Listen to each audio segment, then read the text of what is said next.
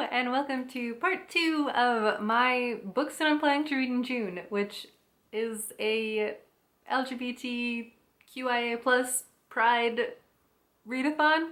Mainly for myself. I'm sure there are actually organized ones and I might join one of those, particularly on the Storycraft, but this is kind of just a video for myself to go through my shelves and remember what I have on there, because I have a lot of books.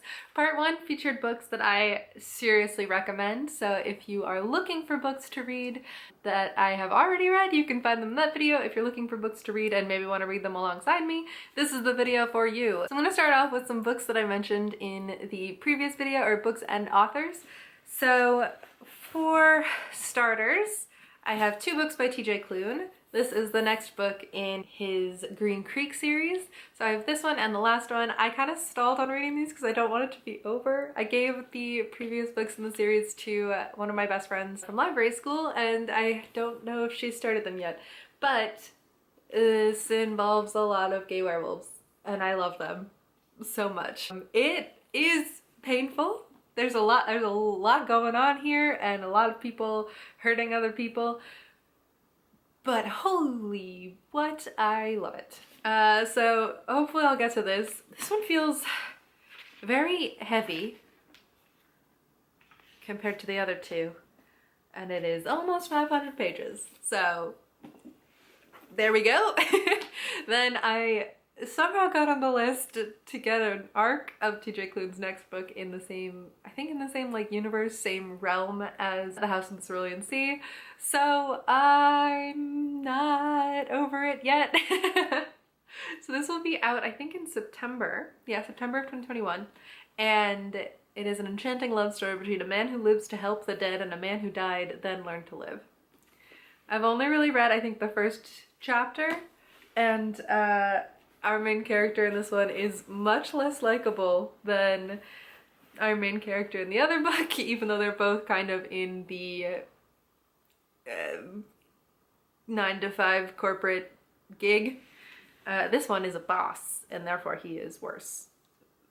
So, next up I have 2 books from Rivers Solomon, who is non-binary, uses they, them, and according to Wikipedia, Fae Fair. Their stories usually feature some kind of queer identity, and I have these 2 that I have to get into after loving The Deep. So, An Unkindness of Ghosts was River Solomon's first novel. So it's a ship going through the stars, and I'm going to read you the back because I think that they say it much better than I could.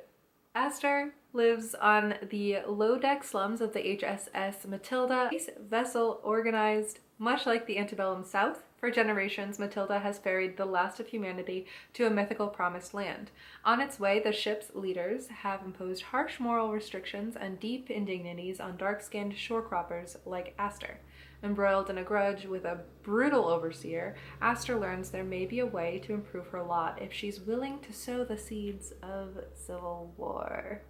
Dun dun dun! Also, this stunning cover. And then this book, I believe, just came out. So it came out on May 4th, and it is Sorrowland. I got to hear River Solomon talk a bit about this book, and they pull from being a parent and how that impacts everything, really. This book follows Vern, who grew up in a cult in the middle of the woods. So she is pregnant and has recently given birth when she leaves the cult. So she and her twin kiddos are in the woods. The woods are kind of menacing, maybe a little bit mystical, kind of magic-y. And so Vern has to decide, in order to protect her small family, if she wants to go back to what she knows, which is not good because it's a cult, or if she wants to go into the rest of humanity, which of course she has a very warped perception of, having grown up in such an insular community. Again, stunning cover. So, River Solomon, definitely on the priorities list. And lastly, I have a book that I've already started and I'm really looking forward to finishing, which is Winter's Orbit by Everina Maxwell. So I have the audiobook for this as well, and I've seen it described, even on the back, as similar to Red, White, and Royal Blue, and I think that really does this book a disservice, because yes, it's political, and yes, there's a romance, but it's science fiction, arranged marriage. The interstellar alliance might be breaking down. Who knows what could happen next? Like, the stakes, I feel like, are much higher in this book than they are in Red, White, and Royal Blue, even though the stakes are very high in Red, White, and Royal Blue, don't get me wrong. It's just a different book. So I worry for people who are going into this expecting that, because it's different, and it's great on its own, but it's not like Red, White, and Royal Blue. But it's beautiful. Look at it. I love the things that they included on. One of them says, "The slow burn, sad space boys in love romance of your dreams," and that's by Lena Rather, author of Sisters of the Vast Black, which is just a great description of this book, in my opinion. Okay. What do I want to cover next? Okay, another author that I have 2 books from is Akwaeke Emezi, and I have Freshwater and Pet that I want to read this summer, specifically during Pride Month. I think Pet is explicitly a trans narrative, whereas Freshwater is a little bit different in terms of our main character has, what, 2 selves, and one of the selves is magic, or from the other side. So I think this is based in Nigerian folklore, and I've heard nothing but great things about this author, so I'm very excited to read both. I think Pet is more geared towards a young adult audience, and both are relatively short compared to some of the other books on here, but very excited to read both of these. Beautiful covers, beautiful books. Carrying on. So next up is one that I've been meaning to read actually forever, which is The Heart's Invisible Furies by John Boyne. Everyone has told me that I would absolutely love this book, and I agree. For some reason, when I know I'm gonna love something, I tend to put it off, because I'm like, well, I'll get through what I'm reading now, and if I need something that I know I'm gonna love later to get me out of a reading slump, I'll just hold on to it. But I should just read it. I should just read it. So this follows Cyril Avery, who is adopted into the Avery family. They are in Dublin. It follows Cyril's heartfelt friendship with the infinitely more glamorous and dangerous Julian Woodbead.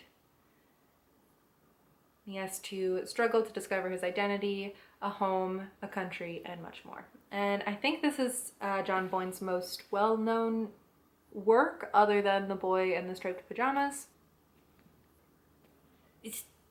It always looks great with a sunset at the beach. I'm talking a lot about how these like covers look. I'm sorry if that bothers you, but they're very pretty, and someone worked very hard on those covers, so I'm gonna stick with it. So this next one actually is a book that I've already read, but not this version, and a friend of mine from Bookstagram, who no longer has a Bookstagram, is the one who recommended this to me, and that is the Uncensored Picture of Dorian Gray. So this is the book as it was supposed to have been published, as Oscar Wilde actually wrote it, before it was censored by his editor and unleashed on the world. And the censored version is the version that most of us read in high school.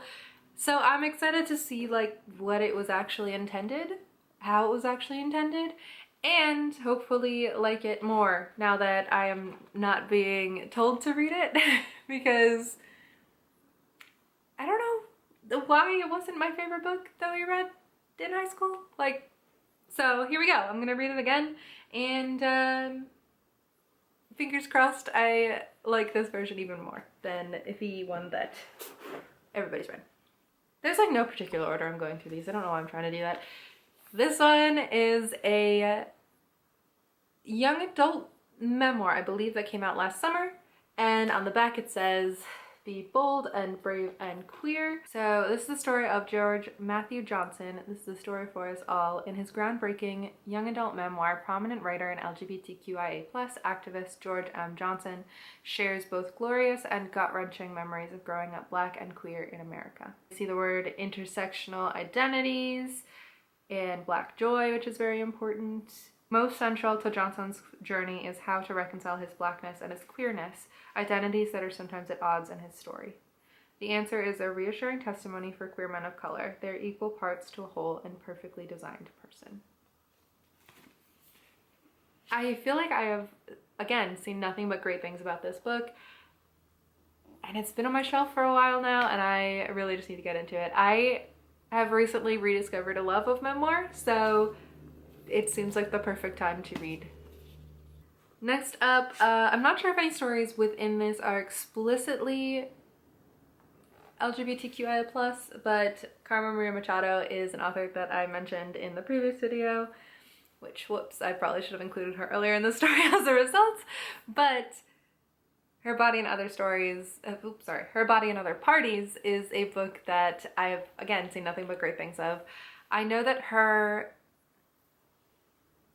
I think it's also a memoir, is more explicitly queer because it focuses on an unhealthy relationship that she had with another woman, whereas this already seems on the back, and from what I've read so far, seems to feature relationships between, or heterosexual relationships, but it's written by a LGBTQIA+ author, so I'm going to include it. And also I really like her. There we go. Next up, I'm filming this within, like, in the middle of May because I want to know what I have on my shelves and kind of let them marinate in my brain for a bit. So I might get to this in May as part of the Asian Readathon, Asian American Readathon, as Hanya Yanagihara grew up in Hawaii, I believe. So I might get to it for that. But if I don't, I'm going to read A Little Life finally in June. Again, this is a book that everyone seems to have very strong opinions about. It seems to make everybody cry. So I guess I'm ready for pain. Another book that is included on this that I think will cause me a lot of hurt is They Both Die at the End. When I got this book, the bookseller was like, you know, the title, they're not lying. They're not lying in the title. They both die at the end. And I was like, okay, thank you. Thank you. I appreciate the fact that you care about me for that. But this is one that I've seen everyone absolutely love and sob over. So, more pain for me. There we go. I think this is also kind of either sci-fi or, yeah, it's sci-fi-ish because people know when they're gonna die. Like, they find out on the day that they're going to die that it is their last day on Earth. And then Last Friend Inc. helps people find other people who are going to die on that day. And that's the premise. So, oof, I feel like I've seen, just in general, Adam Silvera books rip people to shreds in terms of how much emotional turmoil they put people through. So I guess it's my turn. Also, I can't believe I didn't realize this before, but that's a scythe. Their shadows are death. See, this is why I talk about how cool the covers are. That was so smart. I love cover designers. What the heck? Let's see, next up, this is a book that I started last summer but haven't finished. It is a trans retelling of Hamlet, but set in a magical land. And Hamlet isn't trans, but his best friend is. And this is not Own Voices, like I said, and Lucky is not trans. However, I feel like if we get more trans literature, as long as it's handled correctly in the world, I don't see why it shouldn't be written by someone who's not part of the community. Obviously, it's better if they are and they can pull from their own personal experiences, but I'm willing to give it a shot. From what I remember, the first conversation that they had about identity and about our main character's transness. It was handled pretty well. Okay, so Mawat, who is our Hamlet character, says, I know I promised I wouldn't pry, but when I'm Lys, I'll be able to ask for things. I mean, anyone can, but there's always a question of whether or not the Raven will listen, and there's always a price. The Raven will at least hear me out, and my price is already paid, or it will be. I can ask for some extra favors. The Raven is a powerful god. He could make it so you could, he gestured vaguely, so you could be who you are. I already am who I am, you snapped. My lord. And after a few moments of silence, that's not why I'm here. No, it's not, replied Mawat, affronted, and then recollecting himself. You're here because that's not why you're here. He gave an apologetic smile. And also because I ordered you out of your bed and into the saddle. And you've ridden 3 days without complaining, even though you're not much of a rider, and I know you must be sore by now. After a while you said, I don't know if that's something I want. No? Asked Mawat with surprise. But why wouldn't you? It would be more convenient for you if nothing else. You wouldn't have to trouble yourself with bindings or hiding anything. And when you didn't answer, ah, now I am prying. Yes, my lord, you said, voice tense despite the mildness of your tone. Mawat laughed. I'll stop then, but if you decide, well, yes, my lord, he replied again, still tense. You rode the rest of the way to Vastai in silence. So it is an interesting way of storytelling because it's told from the perspective of, I think, one of the gods. So they talk to, like, you as Iolo. So the reader is kind of put into that state of mind. And that's like the kind of how we get this story of knowing that Iolo is trans.